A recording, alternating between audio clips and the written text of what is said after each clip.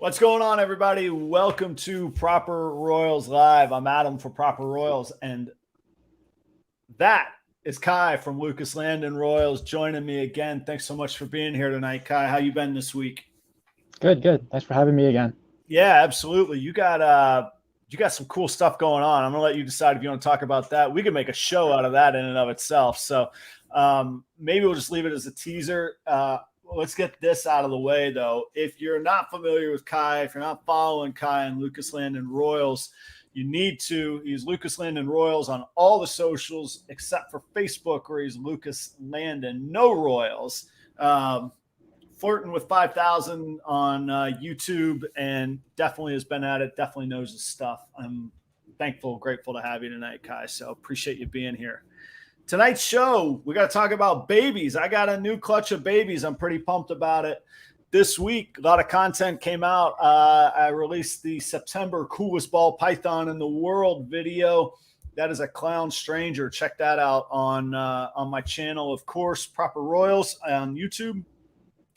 I also put out a short about the time I went to go pick up a snake at a Dollar General off of Craigslist, and the place got robbed while I was in the midst of picking up a snake. So if you want to catch up on that story, that video short was released this week. Has nothing to do with ball pythons, but like of the 7 billion people in the world, 6 billion people saw Ronaldo come back to Man U this week, scores 2 goals on his return. How cool. I had to do a little shout out to Ronaldo at Man U. And then, of course, we're going to do a deep dive on brand building. That's what we'll spend most of the night on tonight. If you are in the chat, if you're watching, please drop a comment, say hello. We'd love to see who's here. Inquiline, good to see you back. Thank you so much. Casey, it's good to see you. Phil, you've been here before too. Thank you all so much. Speaking of brand building, I can't say enough thanks to those of you all that come back and return. And I want to talk tonight about how I feel like that is an organic growth and how valuable I truly, truly think that you all are. And that's not just kissing up to you there. Jordan, I think you've been there before too. Inquiline, I hope your phone doesn't die either. Get your charger, man. I think you got to come on for a little bit tonight too. So I think we're ready to get started. Tonight's story and topic actually started with a conversation with Inquiline behind the scenes. So I got to at least share that. With that being said, Kai, I'm going to hit the music. You cool with that? Yep. Go ahead. Let's do it. Let's do it. Hang on. It's in the middle. I got to get it at the start.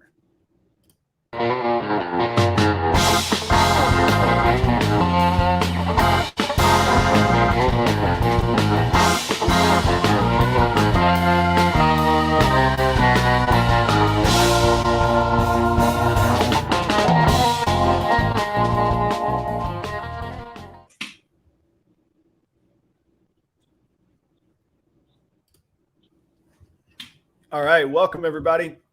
So this week, just to give a quick recap of the week, I had some babies, and I wouldn't say it's a secret, but I don't really advertise it. This was my first clutch ever. So if you want to see an excited dude, check out the short that I posted of me pulling back the eggs. And Kai's going to roll his eyes. How many snakes have you hatched in your time, Kai? I don't know. I don't count them. A few hundred. Few hundred. All right. Yeah. So I bought but I bought a different egg box on Amazon, and it was all opaque. It's like a ivory color. Mm-hmm. And it fits the eggs, no problem, everything cool. And then I realized I could never look inside of it. I had no earthly idea what was going on in there. And I see all these horror stories of moldy eggs, of too much water dripping down, of all of this. So I filmed when I was opening it for content, because we're junkies like that. And it was just perfect. And I was absolutely ecstatic. So this clutch was a banana het ghost, and I paired her to a visual clown pastel. So the goal was to have het clowns, and we could have banana pastel het clowns. That's what we were after. And because it was a female banana, the babies could be males or females, and all the baby males would be female makers. So I was pretty excited. And somewhere in the pairing, I got a little bit antsy, and I was like, you know what? If there's something wrong with this clown, I got the whole year that's passed me by, and I'm kind of screwed.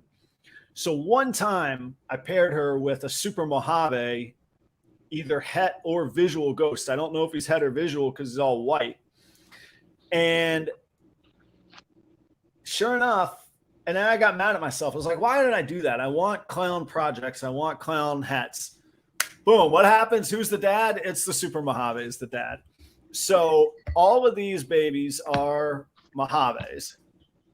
I think I've got 5 bananas in there, but they haven't even shed yet. And the clown is throwing me off some. And then I'm starting to think that both mom and dad had pastel because I think I got some super pastels too.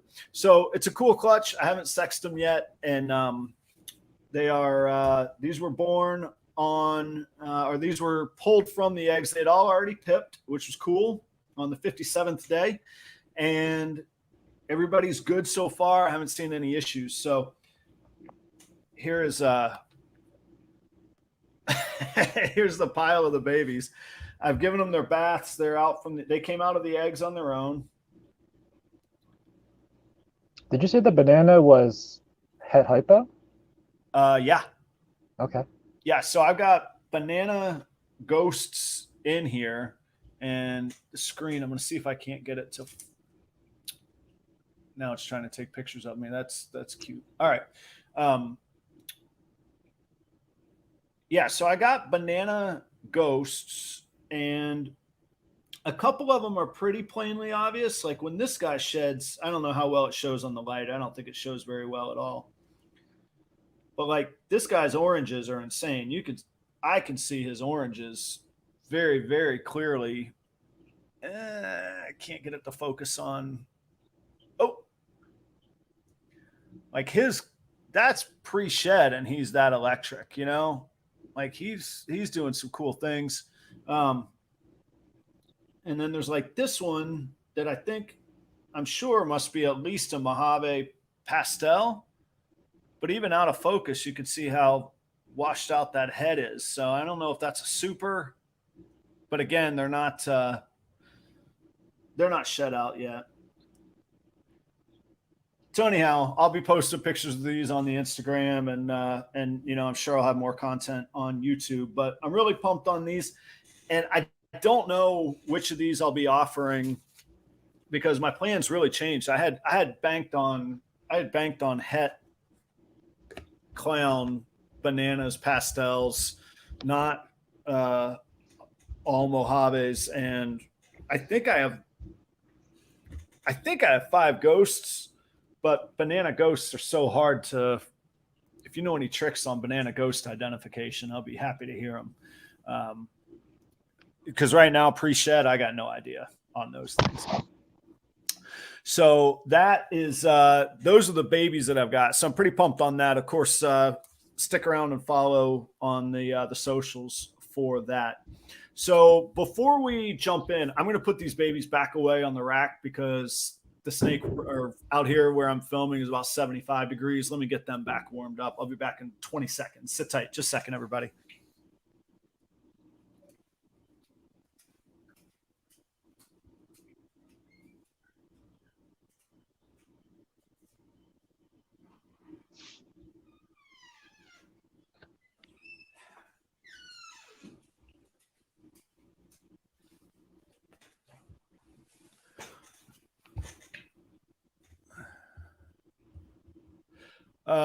Inkline says, I've never seen somebody sex a newborn. What's the preferred method? I can't speak to what the preferred method is. I can speak to, I was going to wait till they started eating and shed. You know, their sex isn't going to change, so there's really no rush on it. But I was just going to pop them. I do have a probe kit, but I was going to pop them. What do you think, Kai?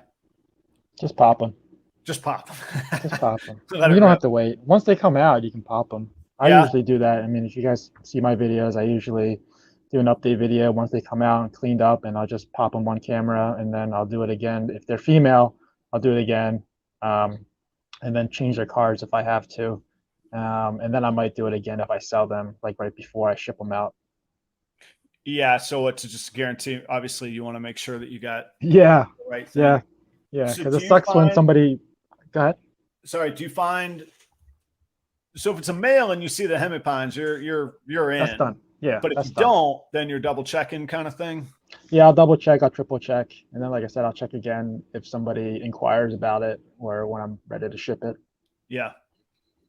Because there's been times where I ship an animal and I'm pretty sure it's female. They get it. They say it's male, and you get like very crappy videos or very crappy pictures of it, and it's hard to tell. And it's like, Yeah. sometimes I've just had to give credit, or at least partial credit. That's yeah, that's tough, man. Because like you know what you're doing. Yeah, there was one time I shipped a snake. I I popped it. I knew it was female. The picture that they sent back to me didn't have the hemipenes inverted. It just had like the two.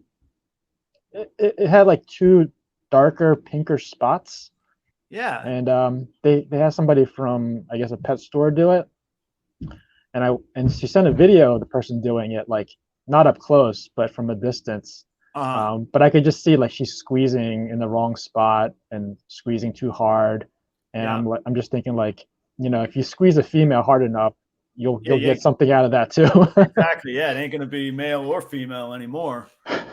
Well, no, I mean, if you squeeze a female too hard, you might actually cause a little bit of like what do you call it, like an ulcer or something, Yeah. and so like there'll be red spots that show up as well, and that could, Mm. make you think that those are the hemipenes or where the hemipenes would be.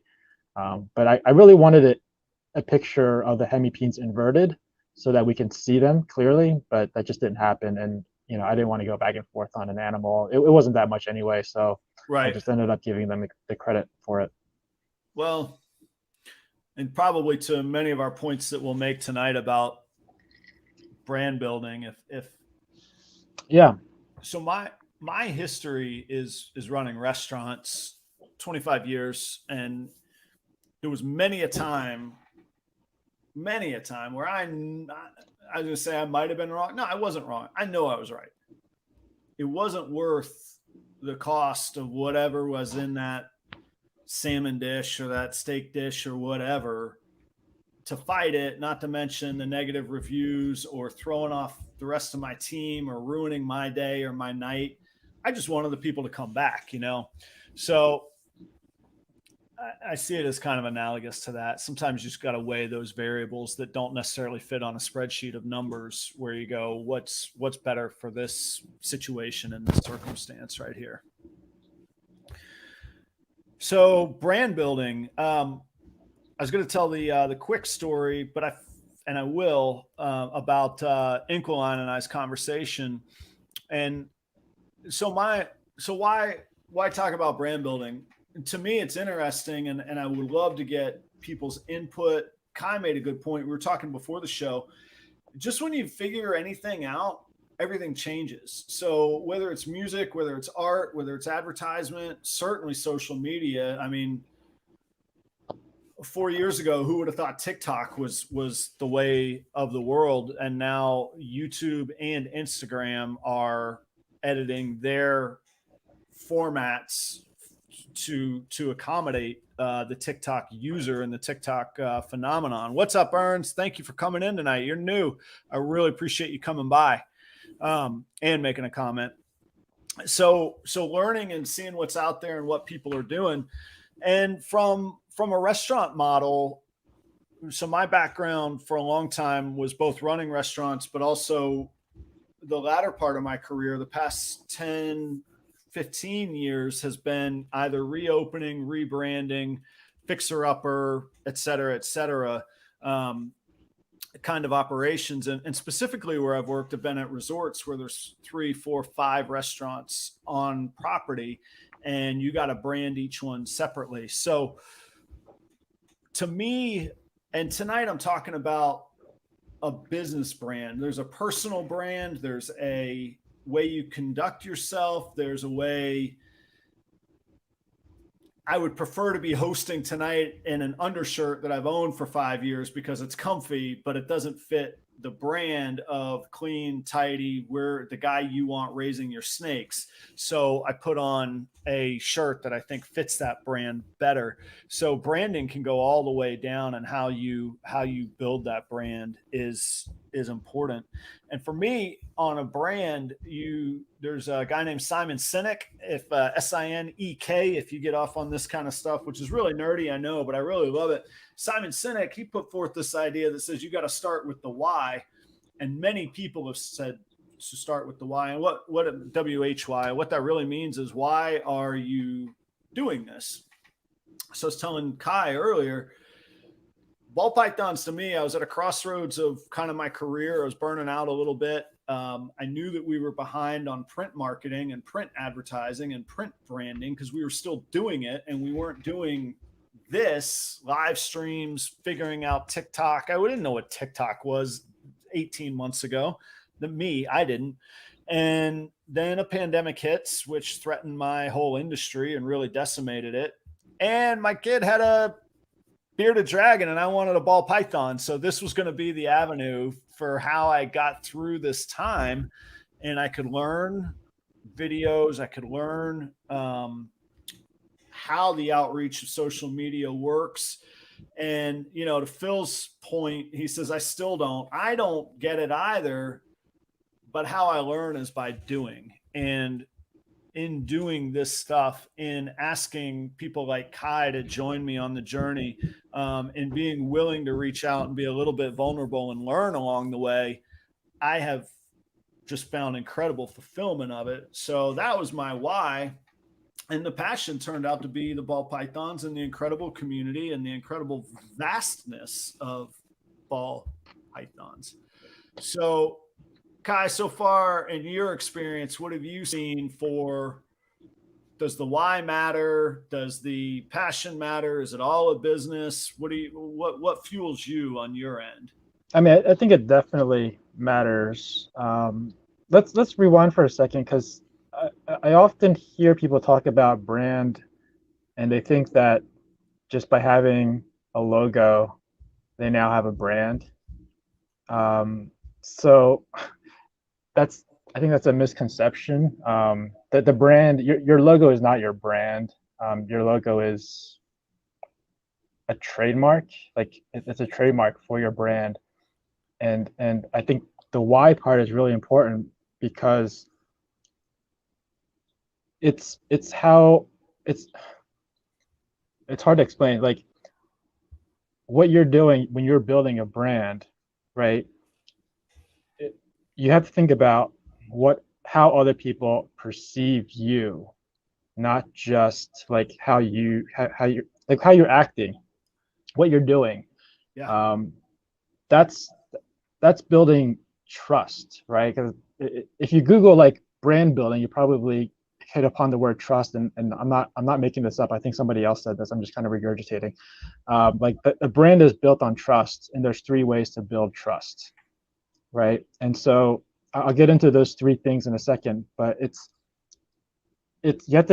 important to know that your brand is not a t-shirt, your brand is not a sticker, it's not a logo, and it's going to be different for everyone, because your brand is how people perceive you. So the example I'll give is, like, let's say some company, sporting company, let's say they did a commercial and they featured like a same-sex couple. So the people in that community, gays, lesbians, and in that community will probably perceive that differently than somebody who's straight, right? But the commercial is still exactly the same. It's just how they perceive it. And some people who may be against that, they might not like the brand anymore, or have some kind of negative impression about it.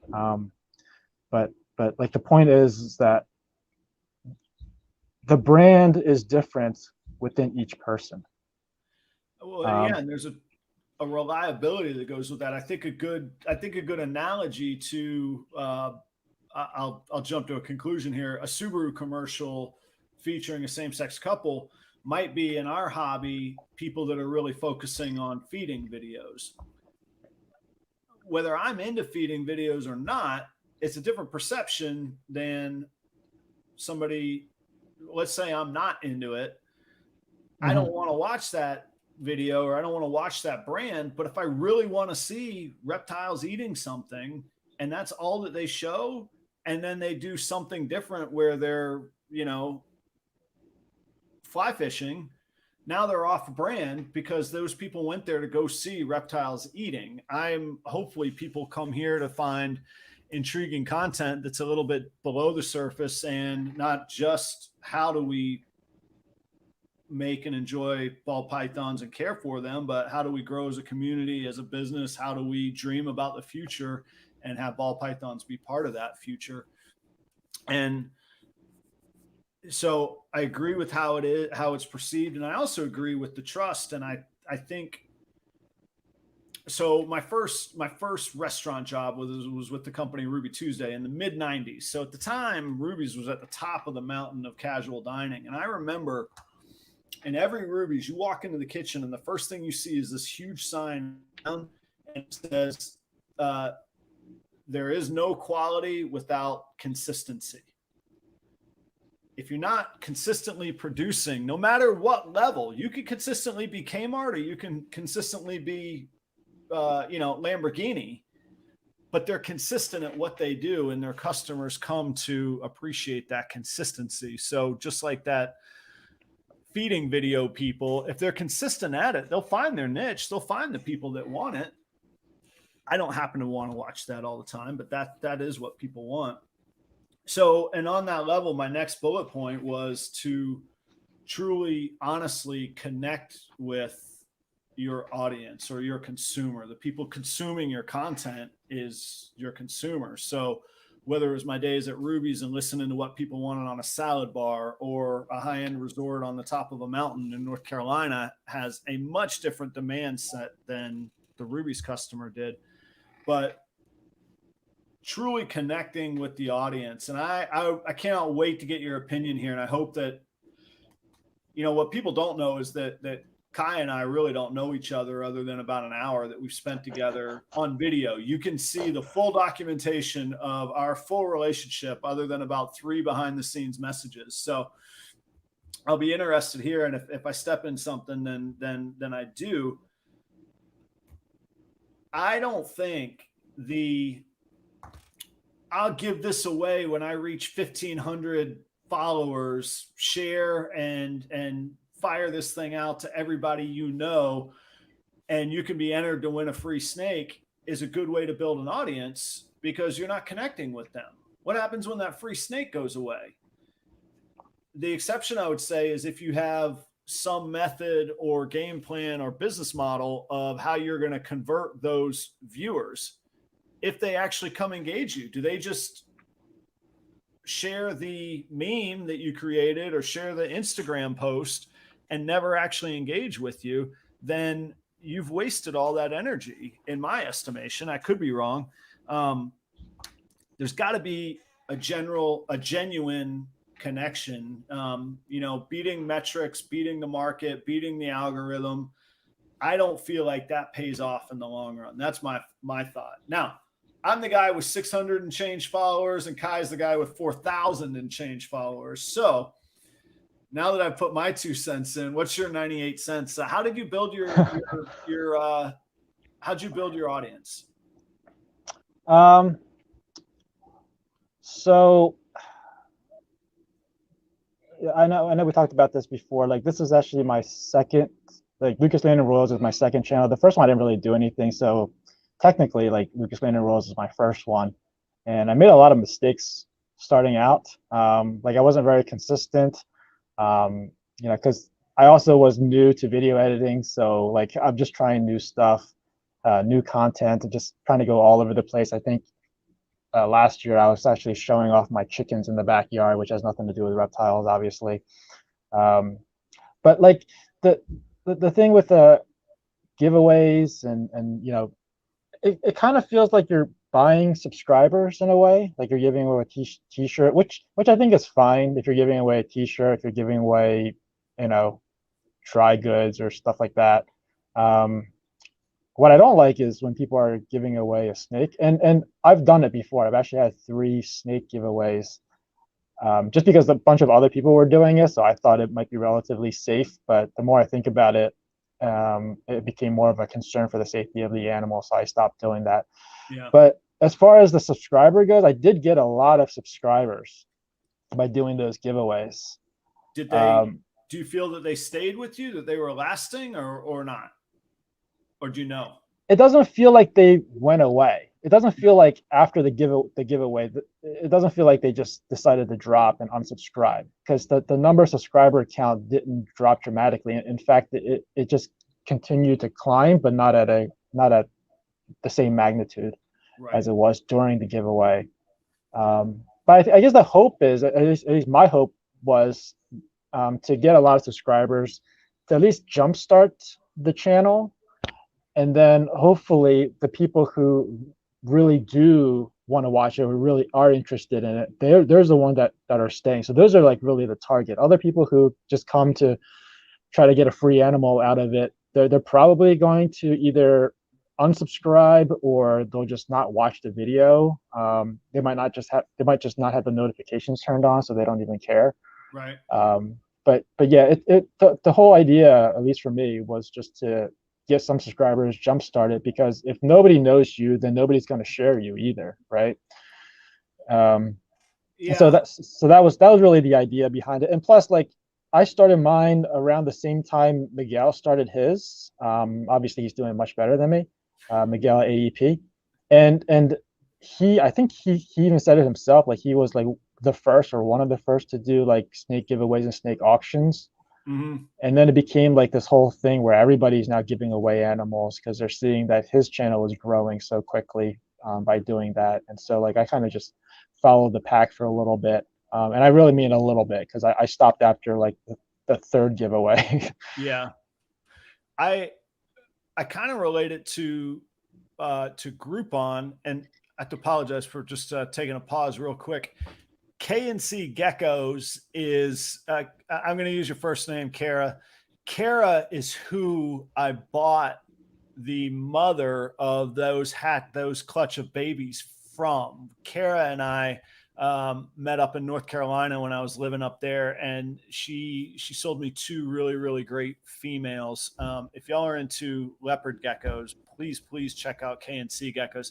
She says, not sure I have a brand. I'll tell you what I think of your brand is, you're a caring, honest person. You're one of the nicest people that I've done business with, and you've been just so supportive ever since I bought those females from you. And that was on reptiles that you don't even focus on, really. I can only imagine your customer service with geckos. So there's my 2 cents on what your brand is, Kara. Thank you so much for the support. Hey, it's absolutely my pleasure. It was good doing business, and your girls were just so well taken care of and just beautiful. And now they've made beautiful babies. So, and the next clutch that'll be out next week is her other female that I purchased from her. So there you go, Kara. That is my take on your brand. So I really like their logo too, because it's nice and simple. So it can scale really well. When you're making a logo, like you got to think about how it's going to scale. A lot of people want a lot of details in it. And so like when they put it on a large t-shirt, it might look good. But then when you just want it on a hat, you can't even see the details, and it's just like this big smudge. So I think that logo is really cool because it's simple. You can tell it's a gecko, and I think it's going to scale well regardless of the size and where you put it. I think like having your name there is a good idea, at least in the beginning when you're trying to get some recognition to build your brand, because nobody really recognizes that logo, like who it is, unless you actually have the name. So if you think about like Nikes, for example, 20 years ago, 30, 40, I'm dating myself, 30 years ago, you see t-shirts and sneakers, and right above the swoosh, there's always the name Nike on it. But nowadays you can find t-shirts and merchandise with just the swoosh, and they don't even need the Nike word on it anymore because everybody recognizes the swoosh as Nike. So in the beginning, you definitely have to have your name and the logo, but once you have enough recognition, then you can kind of remove that the name part and just leave the logo. Because like you can see, like when I have my stickers and my t-shirts and stuff, I do have Lucas Landon across the snake or somewhere with it. But the name is not part of the logo. I'm just leaving it there so people know how to associate that yellow snake to Lucas Landon Royals. But yeah, like I'm reading some of the chats here. People are, I think it's KNC again who says something earlier about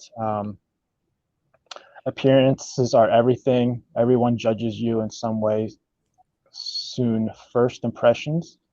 So I think that's really important to point out, because we talked about trust before. The three things that I was going to go into about building the trust is number one, you have to show that you have the ability to do what you say you'll do, right? You don't have to actually do it. Like if you're Justin, you can probably do it and just show that you've done it. But if for me, like if I'm going to say I'm going to produce this snake, this really, really expensive snake, I probably wouldn't say that, but just as an example, I have to show that I have the ability to produce snakes, right? So I think ability is really important. When people see that, hey, this person can probably do what he says he wants to do, then they're more likely to trust you. Another factor into building the trust is, show that you care about what you're doing. Show that there's passion, there's value, that you're adding value, that there's meaning in it. Maybe not even for yourself, but on a great global scheme, on a grander scheme. So show that you care. And then I think the last thing that you want to do in terms of building the trust is like have some guiding principles that you live by. And then if other people agree with those principles, then they're more likely to trust you. And if they don't, provide some proof, rationale, or logic so that they can see that what you are doing is rational, and that maybe they'll be swayed to do the same thing or go by the same principles. And then if you're aligned in that sense, then they're more willing to trust you, and that's how you build a trust. Because everything you do kind of boils down to trust, right? And you want to build that up so that you but you should be a good person that people want to buy into your brand and come to you. So you were talking earlier, and I'm going to tie this together in just a second. You were talking earlier about the difference between a logo and a brand, and it struck me that the logo can be analogous to the words versus actions saying. The logo is what you're saying, but who you are and what you do and how you carry yourself and how you build trust the way that Kai just outlined is what's going to set you apart. Inquine, somewhere, I think I lost the content. How do you set yourself apart from other brands? And it's all in those ways. And the more forced and faked it is, the more you're going to get exposed. And Kai just talked about, if you share some sort of vulnerability, if you share something behind the curtain of who you are and what those guiding principles are in your actions and who you say, people might not even realize it, but they're going to connect with you. I'll tell you the initial origin story of me connecting with Kai, and he doesn't even know this, is the first video I watched of him was him building racks. If you haven't seen a huge rack setup DIY, I've got videos on it, but Kai is the guy on that. And what occurred to me was there wasn't some bombastic dude screaming at me. He comes across humble. I don't know if he is or not, but that's the brand. And I do think that he is, but he comes across caring. And then this is my own little connection. I wouldn't expect anybody else to see it. But going back to the old, there is no consistency without quality, that's been drilled in my head for the past 25 years. And I've drilled into every person that's ever worked with me for the past 25 years. He pre-drilled the holes on his rack system. They were perfectly placed. They were properly placed. And voila, a beautiful rack comes out. That's the mindset I want of a guy raising a snake and breeding a snake that I'm going to pay $1,000 or $2,000 or $3,000 for, and that I'm going to trust and buy into his brand. I had no earthly idea, if you watch the last episode, which you can find on my channel, of what Lucas Landon was. I sat here like a fool while he was like, yeah, I've told this story a bunch of times, but let's do it again. And I learned it. But the brand to me, and I didn't list this out, but I wanted to connect with Kai because I thought he was down to earth, because I thought he was humble and pretty clearly hardworking and cared about his craft. And he took the time to be methodical about his craft. And there was a system and a process, not just, let's just see what the hell happens. Because in life, see what the hell happens doesn't, like, those are fun for parties, but that's about it. So those are the examples I can give right here, right now within the ball python community, but we can all think of examples like that just in everyday life, where you order your burger from, where you eat is an incredible amount of trust. You're going to let some stranger prepare something that used to be alive that you're then going to ingest in your body. Like, that is trust, right? So all this stuff relates, it all overlaps. Kai, I really like that. I really like that because you don't think about it, right? But now that you've said it, it's like, yeah, like I definitely, made sure that I trusted whoever's cooking in the back, even though I've never seen the guys, by reputation, by word of mouth from friends, or just like, yeah, because that could have totally ruined my day if I didn't, if that thing wasn't cooked properly. Yeah, or if you're the person producing that food or anything, and somebody has an avenue to undermine the trust of your other customers, I mean, you're just broken at that point, and it's an uphill fight. Everybody's fought it. Everybody's read a bad restaurant review. Lord knows I've had my share. But on the other hand, when you put so much passion and care, and literally my livelihood was in that for 25 years. So, so I get passionate about it. Yeah. So, and like you think about like them, the people in the back, not just people in the back in cooking, but everyone that's involved in getting that plate to your table, like they all take ownership of their responsibility to make sure that you get the best food, the best quality, the best service, the best enjoyment.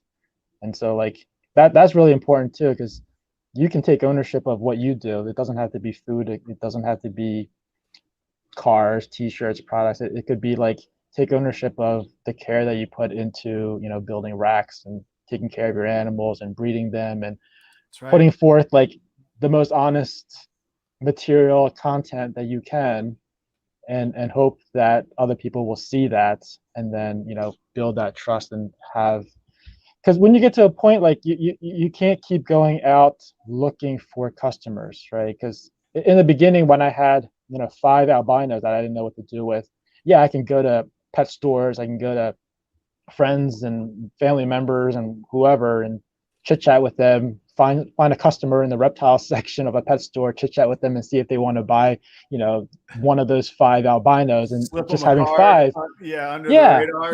Exactly. The old fashioned way of marketing and branding is just just doing the legwork, literally.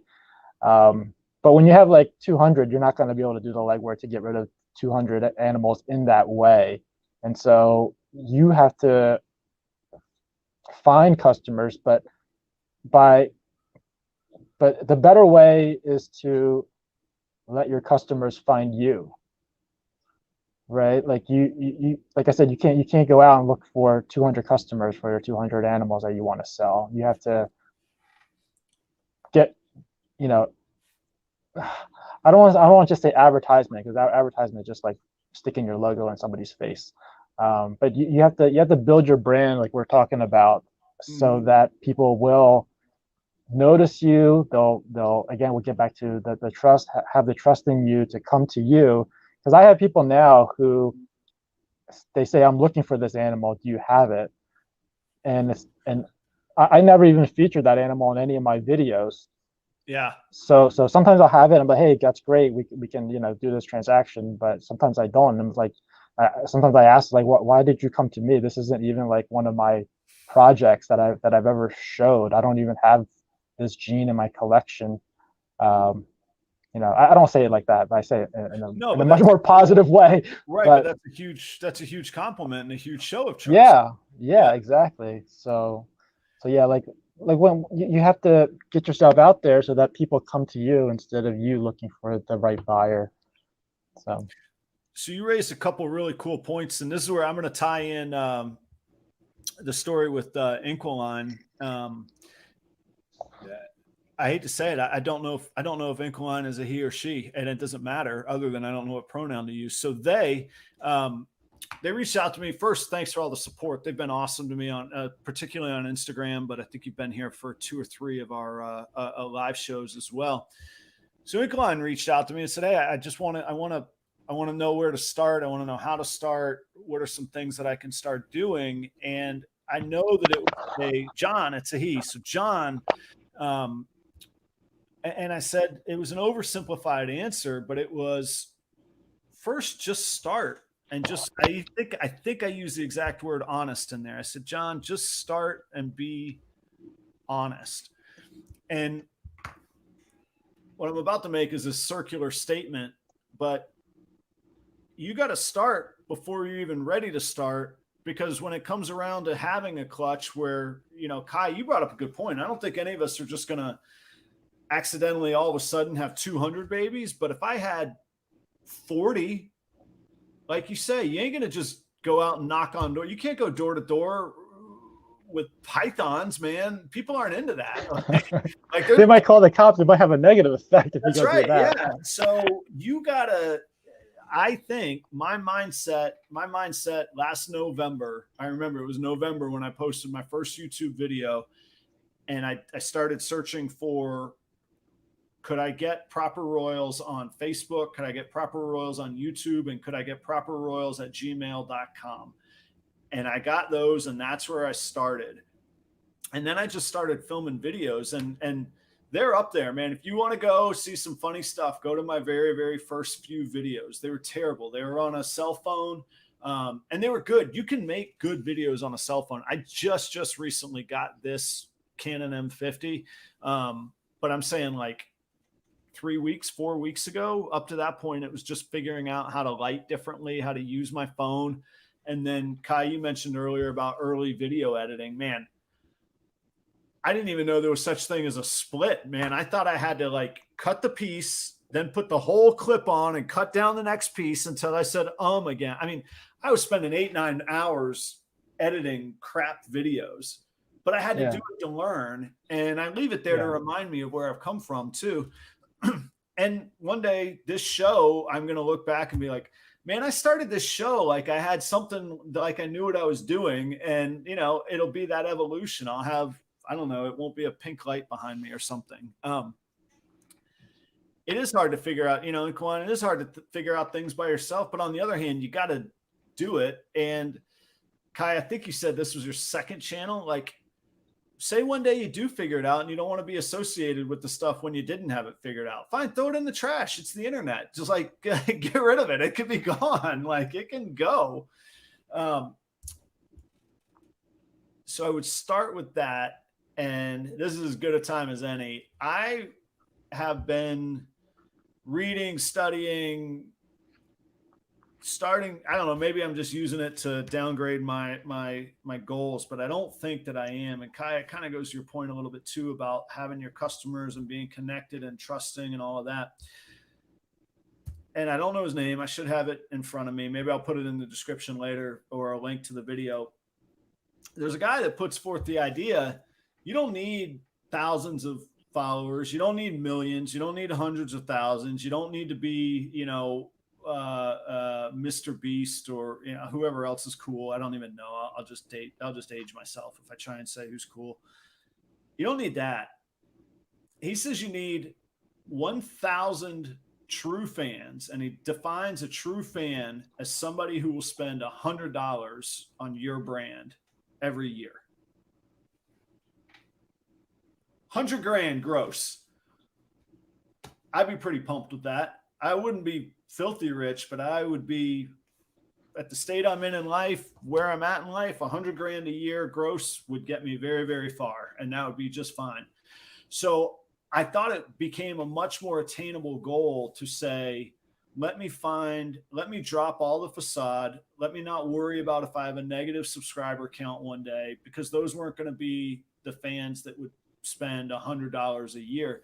And with snakes, it gets really easy to do an inverse of that. What if I found 100 people that would spend $1,000 each a year, or build towards it? This year they'll spend 200, and next year they'll spend 400, and the following year they'll, so on and so forth.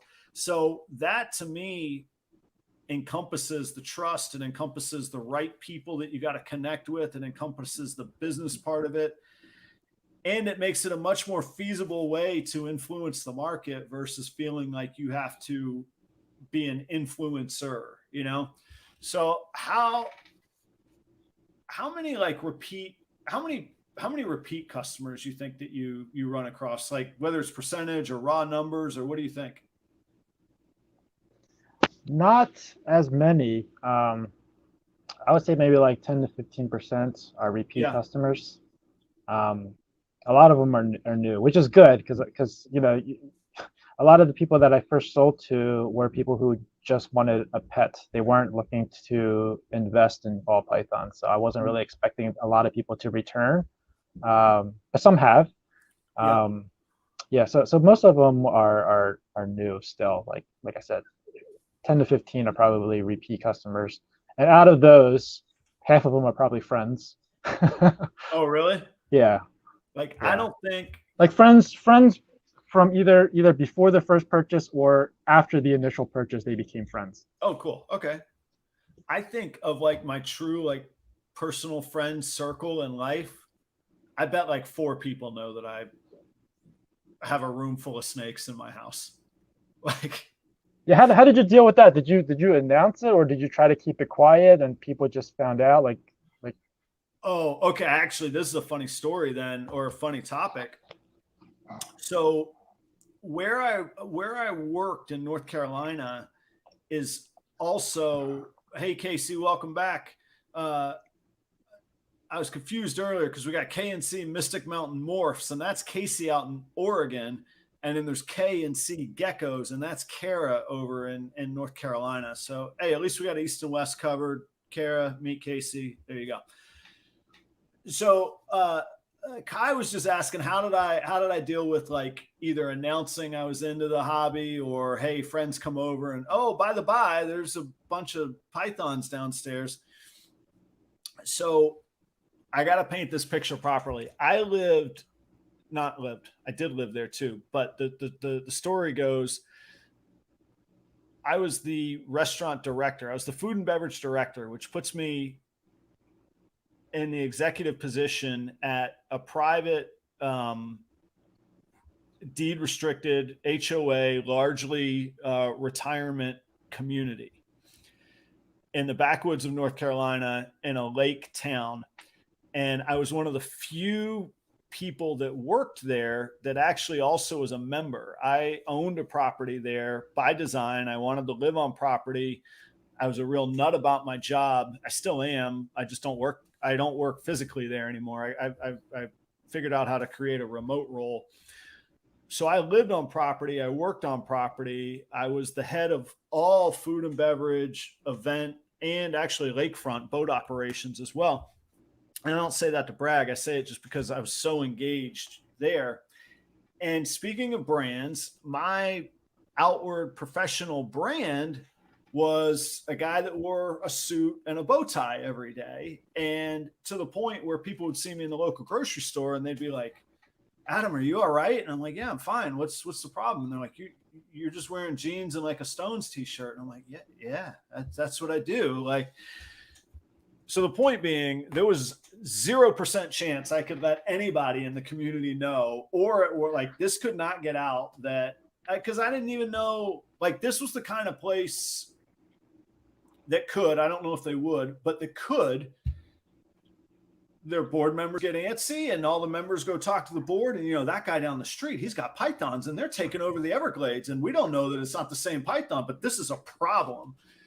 And they could enact bylaws and they would have run me right out. They could have run me right out of town. And I loved the job. I needed the job, and I wasn't going to discuss ball pythons. So I didn't tell anybody, Kai, like nothing. The chef I had worked with there, he and I had worked together for 15 years, since 2006. And like a month before I left, I was like, "Hey, Charlie, you like snakes?" And he's like, what? Like, this is in the kitchen. You can imagine what the response was in the kitchen. So that is how I got around that. And then I left town, and then now I don't care. Now they're all like, does he do that? What? You know, so I still work for the company and it doesn't matter. But I have to give a very, very, very special shout out to Jay Spry that just signed on. This is not an exaggeration. Jay is like a brother to me. Jay and I have worked together for, I don't know, Jay, when did I meet you? 2010? Anyway, yeah, Jay's a very special person. He lived with me for a while. And whenever I tour musically, I stay at his house. He owns a restaurant in Destin, Florida. If you're ever in Destin, Florida, in the Panhandle, go check out Dynasty Chinese Cuisine. Yeah, 2010. So, speaking of brands and good people and visions on business, Jay is incredible. Also, if you ever want to buy a house in the Panhandle, Jay is your realtor to go see too. So there we go. How about you, Kai? How like forward were you with like your family about the Python thing, with friends? I think about 3,000 strangers who subscribed to my channel knew about my ball pythons before any of my family members did. Right. Yeah. Exactly. Yeah. So there you go. Like the thing is, I found if somebody does ask you about your ball pythons, and this is what I was like in the beginning, I was like, yeah, I have ball pythons. Yeah. Mm-hmm. Right. They're not excited about it either if you say like that.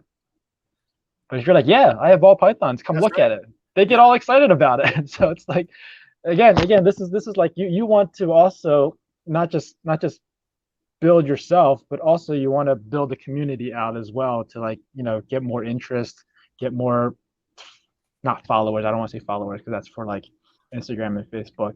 More, what is it?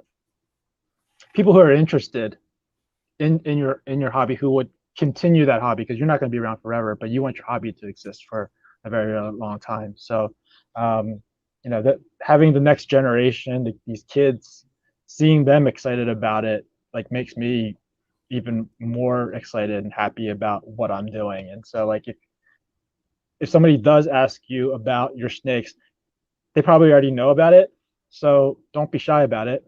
You know, be yourself, be excited about it. And then that will drive them to be more passionate and excited about it as well. So, well, and it can only be good for it to become, I mean, to an extent, but it can only be good at the stage that we're at in the hobby collectively, for it to become more and more normalized. Because I know, and speaking of brands, what people don't know is at my core, I'm just a kid that grew up in the 80s on punk rock music, and I don't truly care what other people think. And there's a good streak in me that's like, hell yeah, this is like our thing, and like, screw anybody else who's not into it. Well, the problem is those people can make laws and really screw us up, and those people can make misunderstandings about the dangers because somebody decides that they want to own a cobra in their apartment outside of a cage, and they don't know what they're doing with it, just like somebody would own a house cat. And of course that's crazy town, and of course nobody would advocate for that. But what people like you are doing, or what I hope to be doing, or what, Kara is doing, and there's no danger here. There's no reason that any of this needs to be under the covers or behind the scenes. We all know good and well ball pythons aren't viable north of what, Orlando, maybe? Like, there's not going to be an infestation of ball pythons, but they get clumped together and treated together. So, you know, you make a great point. Instead of the, oh yeah, I raise snakes, like be like, yeah, this is fantastic. This is a great, wonderful, safe, fun hobby. And you know what? How many 9-year-olds know the difference between dominant and recessive genes and then can say the word heterozygous? I could tell you one of them that can, and he's in the room next door, you know, like that's cool too. So Yeah, I think that's a great point. yeah, and like when they, if you come off like, yeah, I have ball pythons, and like, aren't they nasty? It's like, no, you're thinking of something else. Because that's the thing. Like, there's like 3,000, maybe, or 30,000 species of snakes, and everybody just groups them into one animal, Yeah. which is the one that they envision in their head from, I don't know, all the movies that they've seen, you know. Oh, and there's movies, there's mythology, there's religion, like everything's got a story about a snake, you know, and most of them aren't that good. Yeah, I tell people I only work with ball pythons, and then they're like, well, aren't they poisonous? I was like, not ball pythons. They're like, but snakes are poisonous. I was like, yeah, but not ball pythons. So you're thinking of something else. And then I have to give them an analogy is like, if they have a dog, I would say, do you have a dog or do you have a wolf? Because they're different species. All right, I have ball pythons. I don't have a cobra. I don't have a viper. Yeah. All right. If they have a cat, I'll use tigers or something like that. It's like you have a cat or a tiger. It's like they're different. Like you can't assume just because they're related they're the same. Yeah, it's an uphill battle, and to me that is part of the cool factor of it, and part of the cool factor is like one of the things I love about the reptile shows is that you know everybody there you can let that particular guard down with. You might not be able to let other guards down. There's all sorts of opinions at those shows too, but at least that particular guard you can let a little bit of something down that way. So yeah, Kara, Kara, I forget I think you're a teacher, and so you have a ball python in the classroom, or you bring your own from home. We'll find out while she's typing in a moment. Yeah, Casey says his kids can say heterozygous as well. That's awesome. So I like Inquiline made a good point earlier. He said make connections with people who have been where you want to go. And he's talking about finding mentors, seeking out people to relate to in the community. I think a lot of people come to me and ask me to be their mentor. I think that's really hard because, well, first of all, I don't feel like I have enough experience, and secondly, I see if I'm mentoring somebody, they need to physically be here, not in some other state or hours and hours away. So that's why I always say I don't say no, but I just say I'll help you if you have questions. But being a mentor is tough. And also, if you think about it, people who have made it, those are the ones that you want to go to. Those are the people that you want as mentors, but there's a lot less of those people than people who are starting out, right? There might be like, I don't know, like 100 people that are like the Billies and the Justins and the Ozzies, but there's like thousands of other people who are starting out in their first, second, third year who are looking for a mentor, and you can't go to. Just imagine if everybody went to Justin to ask him to be a mentor. He's not going to be able to do that. They do, but I don't think he's going to be able to do that. No. So I think the best thing to do is you don't always have to look for a one-on-one relationship. You don't have to look for a mentor. You can look for, I think somebody else said this, don't look for mentors, look for heroes, right?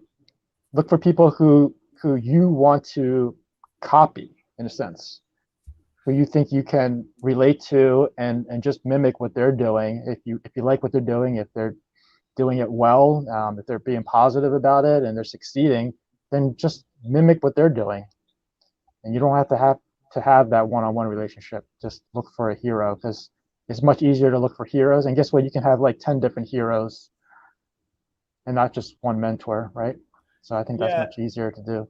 And you never know. I mean, it is worth asking. You know, John and I had that conversation. It's always worth asking. It doesn't hurt anything to ask. I'll use So my other outside of restaurants and ball pythons, I play live music, and I've been lucky enough to, you know, tour around and to play with some heroes of mine and perform with heroes of mine.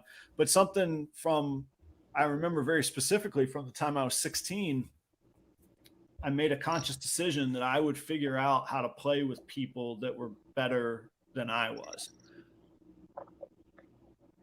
And that forced, they didn't even know they were my mentors. I just wanted to be around them. I would learn what they were doing. I would learn a new lick on the guitar, or I could ask them, instead of like this being a big mentoring session, I could ask them snippets here and there and then assimilate that. And that was before, well before YouTube. And matter of fact, it was before Google, now that I'm thinking about it. But Inkoline asked earlier, who have we learned the most from? And my answer would be, in this day and age of YouTube, true videos, I mean, people make a video about everything. I mean, I learned a lot about rack building just from you, and we never spoke. You had no clue. All you did was not all you did. You took the time to put the great content out there. I took the time to absorb it. So sometimes, not sometimes, most of the times in life, you got to go find the information and find the content. And like, in that way, I love this time in history. There is more at our fingertips. Like, a lot of people ask me, will I teach them? Will I give them guitar lessons? And I'm like, I can. Truth be told, I'm not that great of a guitarist. I'm a pretty good showman, and I'm a loyal sideman. Like, I'll keep my lane and make the star of the show look really good. You can learn basic guitar chords on YouTube all day long. You just have to go get them. If you need somebody to hold your hands and force you to do it, that's a little different story. But so I try and learn as much as I can. And in many, I also will say, Inkoline, one of the things I do is I vary how I learn. I will get bored very, very quickly on videos over and over. So then I start looking for people that will recommend something, and there'll be somebody whose videos I love, and I'll be damned if they don't recommend this little kids looking book, but it's a New York Times bestseller called Show Your Work. And I just got it in the mail today because I want to learn in a different way, because I'm feeling kind of spent right now. So I haven't read a book in quite some time. So I'm going to go read, and that'll get different juices flowing. And I do that professionally. I do that with music. I do that with, honestly, I haven't burned out on ball pythons. I'm just excited about ball pythons. You know, It's always different. Yeah, I've kind of hit a creative content burnout where I'm like, what am I gonna produce? And so I'm looking for a little oomph, and usually a change provides that for me. Yeah, Jay says what you're doing right now with the live show is mentoring, and thank you, Jay. That's a huge compliment. It's just sharing honest experiences and being willing for me to be, hey, here's what I know I've been pretty good at, and here's some other things I got no clue about. I'll pull back the curtain just a little bit. Jay and I ran restaurants together for a solid 6 or 7 years, and then we've just been best of friends since. And I've gotten to see his own entrepreneurial visions grow and come to life and make his own beautiful life with his family. But Jay is a perfect example of me saying, all right, I'm really good in this lane, but I need somebody else that can handle this. So I could handle overseeing the operation and sort of being the conductor. But man, if there was somebody that was irate, that was tearing me up, I got to go talk to Jay and be like, Jay, I need you to get in there. Can you go visit this table, man? I need I need you to get this guy or woman off my back. And I won't share too many more details. Jay and I worked for and reported directly to a billionaire that owned a private mountain. And we did that together for 5 years. And so having as many resources as you can at your fingertips to save your butt is incredible, an incredible asset. haven't read this whole comment. Casey, Adam, help me out even if it was peace of mind, because I have no one around me that breeds or even anyone I know that own ball pythons, but I watch Adam and a few others. Casey, thanks so much. You gave me confidence that I could at least just be honest with somebody. I don't remember the specific questions we talked about, but you know, there was a time where I know my common answer was, I don't know, but here's what I've done and here's what's worked for me, kind of thing, you know? So those are valuable things. So Kai, you mentioned shirts, stickers, this whole new phenomenon, and a relatively new phenomenon in the hobby. What's your take on it? What's your angle on it? I have not personally financially found a way for it to make sense other than just to further a sort of a lifestyle brand. What's your take on it? I know you've got shirts and stickers. Take it away. I mean, for me, it's just getting my logo and my brand out there to have more visibility, more awareness. Like, I don't sell many of my t-shirts. I give away more t-shirts than I sell. Yeah. I haven't sold a sticker. Like, everybody who asks for a sticker and offer to pay for it, I'm like, no, I'll just mail it to you. What's your address? Like, I never charge a dime for my stickers.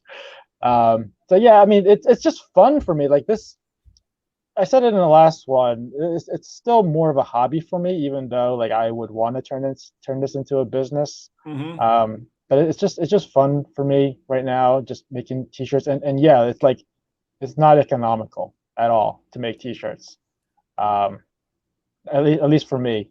There's so many things that don't fit on a spreadsheet. I love that expression. Like, there's so many valuable things that you can't quantify. So I get that part of it. I get that that's probably the case. Yeah.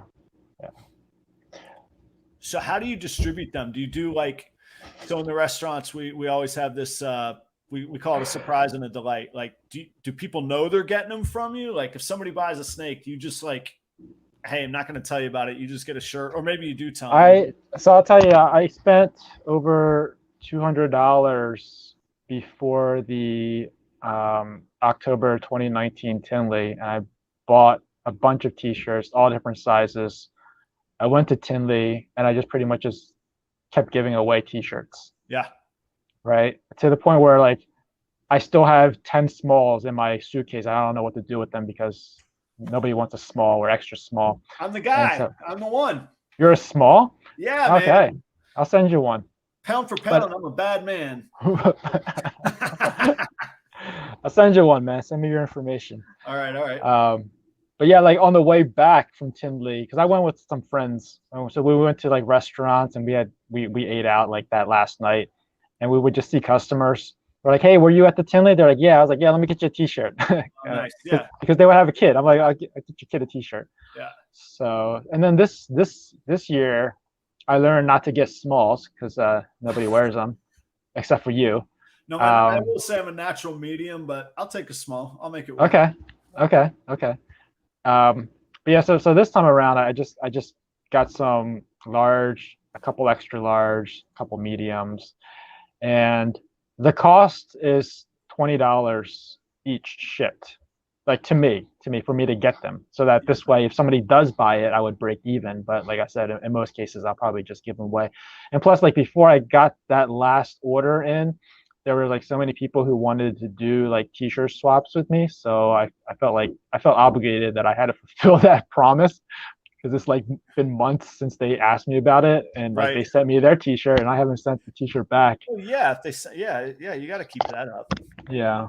So I mean, it's just for awareness really right now. Like, I'm not using t-shirts to make money. I know like Brian, I mean, he's big enough where he can make like all of these different t-shirts and designs and colors and then have people buy them. And that's one of the source of incomes, you know. Like for me, I'm not looking to have that as a source of income. It's just something fun. Because right now, like, I'm still building the brand. Yeah. Building awareness. I would say to people too, like, nobody can hold themselves to Brian. I can't go open in a restaurant and think that I'm going to be, Gordon Ramsay tomorrow. It's not going to happen. It might happen in 30 years, but he did the work. Like Brian did Brian was doing it. Yeah. You got to do the work.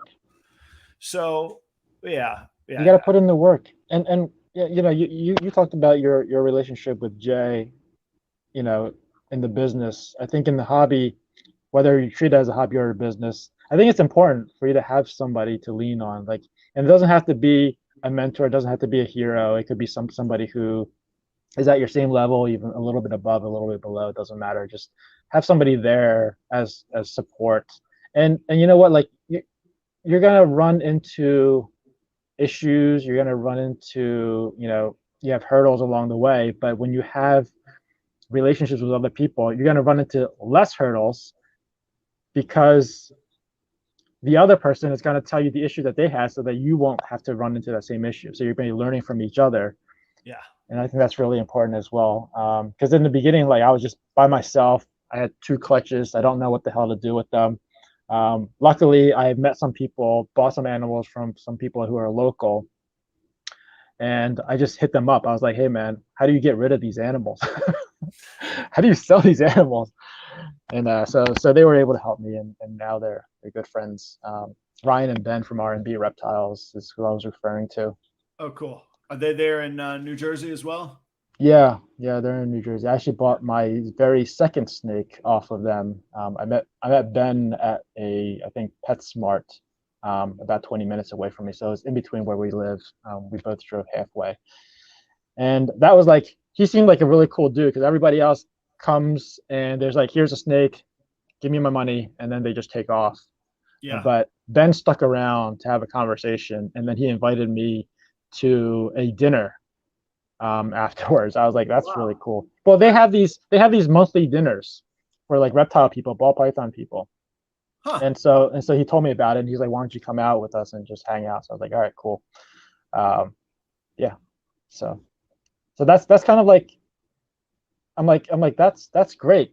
Like that's what I want to do. Again, like he wasn't a mentor to me because I couldn't like get his attention like 24/7 and be at his facility and doing stuff with him. But like that was more of like a hero relationship, right? Like I just saw like he emulated some things that I want to mimic, Mm-hmm. and that's kind of what I want to do now. So when I meet people, I wait until they say goodbye. I don't say see you later, I'm leaving, right? Yeah. It's always like I'm just standing there and just answering their questions, not.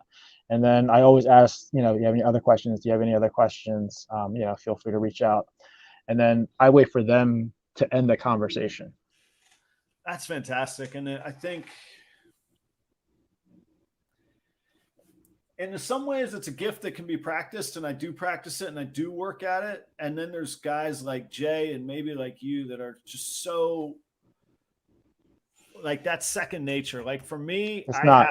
Okay. All right. So it's not. I wasn't like this. I think I really like this hobby because it's changed me a little bit as well. Like I used to be like, I don't want to talk to anybody. I just want to be doing my thing, whether I'm programming, whether I'm writing an email, whether I'm reading a book. It's like, I don't mind having other people in the room, just don't talk to me. Like that was my mentality, right? You know, and I didn't like public speaking either. But I knew like if I wanted to have any kind of success, I needed to get out there more, and so to get out of my comfort zone. And so that's why like the YouTube channel definitely helps. To get more comfortable in front of other people, even though you're just talking to a camera most of the time to yourself, feeling strange, but you get over that. And then like having people come to you, being recognized when you're walking around like a reptile show, it's weird, but it's humbling as well. Yeah, I mean, I like this. It's changed me definitely, but I was never naturally like that. So it definitely comes with some practice, and I like how it's changed me. That's awesome. And that circles all the way right back around to the why. And there's always going to be, usually when we say unintended consequences, that has a negative connotation, unintended outcomes to any scenario. But you don't know what you're going to get out of things when you get into them. And if you go at it with a good heart and a good mindset and an honest direction, ball pythons or any other thing, it's a very cool outcome. I had made some notes about like a hot take of what I was going to finish with, but you beat me to it earlier. So I'm going to throw it out there, and I'm going to let you sort of wind it down here. And those of you that don't know, first off, thank you all. We've had 10 people on for a long time now. I really, really appreciate it. I do this every week. Kai does this often now with me. I hope he'll do it more. This is awesome. And Kai made a really good point. We talked about, quote, business last week. Business is like a BS term. Like, it's like life. Like, everything's business. Everything's life. Everything's brand building. So we'll find ways to niche down. I still want to talk about, you know, the effectiveness or angles of social media. I think the community is an amazing topic. I think topics of the ball pythons themselves, as they shed out, I want to see. We didn't even scratch the surface on the pretty cool thing you got going on. Definitely check out Kai's channel for that. So we're going to keep this going. Kai, you're always welcome back. And I just got to say thanks. Thanks for reaching out to me today. That was cool. I was going to wing this on my own with the audience participation tonight. So your insight and experience was killer. So my hot take or my hot topic was going to be, and still is, I firmly believe, you know, in music, we say, take care of the craft and the business and everything else will take care of itself. So my analogous to that is, don't chase the minutes or chase the subscribers. Chase your craft, chase knowing what you're doing, chase taking care of the animals, chase taking care of the why and the vision and the mission. The rest will come around. It's going to happen. You talked a little bit about that earlier. Bring it all together. Take it home for us. What? I wasn't ready for that one. Hey, well, there you go, man. Yeah, like Adam said, just kind of be yourself, be out there, be known, let other people find you, because if you're chasing something, you might end up kind of providing some kind of a false persona, and then that's going to come through eventually. So definitely be yourself, and kind of embrace change, right? Like, we have all these technologies that are constantly evolving. You want to utilize that as much as you can, and you know, don't be afraid to get out there and just get out there. That's it. That's it. I would say just start. I don't know why I waited so long on Instagram. I did. Okay. I just started though. So I'm letting it go. If you want to see me act real weird on TikTok, it's out there too. You can check all that out. So, Kai, I really enjoyed it. Thank you for your insights, your input. Audience, thank you. I couldn't do it without you all. I'm seeing a lot of the same people that have been hugely supportive for months now. I saw a few people that Kai knew. Thank you all for having the trust in Kai to come over to this channel tonight. If you like it, do the like, the subscribe, and for Pete's sake, check out Lucas Landon Royals on all the socials, Lucas Landon on Facebook. I thank you all very much. I'm going to play the music, and I will see you all in the videos, and I'll see you live next week. Kai, I'll catch up with you soon. Hang out afterwards. We'll catch up for a second. All right. Thanks, everyone. Thanks, Adam. Cheers, everybody. Thank you.